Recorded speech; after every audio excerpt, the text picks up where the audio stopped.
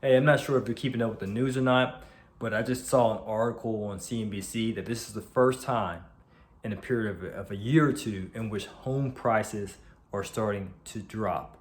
So I want you to see the inverse relationship here, right? Sure, you might have noticed that. If not, maybe your head's in the sand, but if you haven't been paying attention, mortgage interest rates are on a rise, but the home values are on the decline. So that's a sweet thing if you're a real estate investor. Well, why is that sweet? Being that interest rates are rising, many people may not be able to afford to acquire a property because the interest rates just may be hurting their pockets, right? It reduces their purchasing power. So that means there's less buyers in the market, okay? So that means if there's a bunch of inventory out there that the sellers have, meaning there's a ton of properties that sellers have, but they're not able to sell it, they have to compromise on a few things. The price, right? They might have to lower the price to make the deal more attractive. So that way, if a person's who got qualified for a mortgage and interest rates a tad bit higher, they'll be able to afford that property. Or B, the seller may be willing to negotiate further on the terms, such as seller financing, the due diligence period, and other things that make the deal so much more sweeter.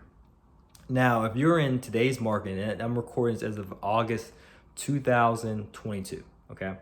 Now, if you're in today's market, we're transitioning into a buyer's market, meaning the buyers hold the power. For so long, for about 2 years or so, right, since the pandemic, it's been a seller's market. You know, you probably heard on the news that the prices of real estate were going through the roof, no pun intended, right? To the point where sellers, they were being uncompromising, right? They're like, well, if you don't like this price, if you don't like these terms, then peace, sayonara. You know, I got another buyer around the corner who's ready to move forward. But remember, the interest rates were extremely low. So there was a lot of buyers in the market because they can afford a really good mortgage because of those low interest rates. So now that we're in a buyer's market, that means the buyers, that could be you, have the upper hand.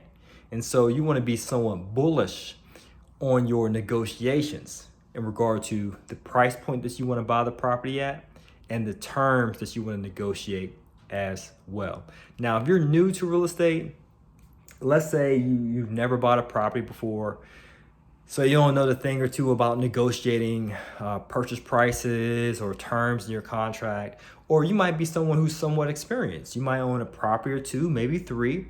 You might be living in an expensive market in which the price point of real estate is way too expensive, and you might need to explore other markets, or you might be that person who owns a single family or two or three, and you want to do something different this year, right? You want to get to that next level. You want to get to multi-units, multifamily properties. So if that's you, I have a free training that's right up your alley, and to show you how to scale, whether you're just getting started or if you're experienced. So make sure you take a look at it. The link is in the description below.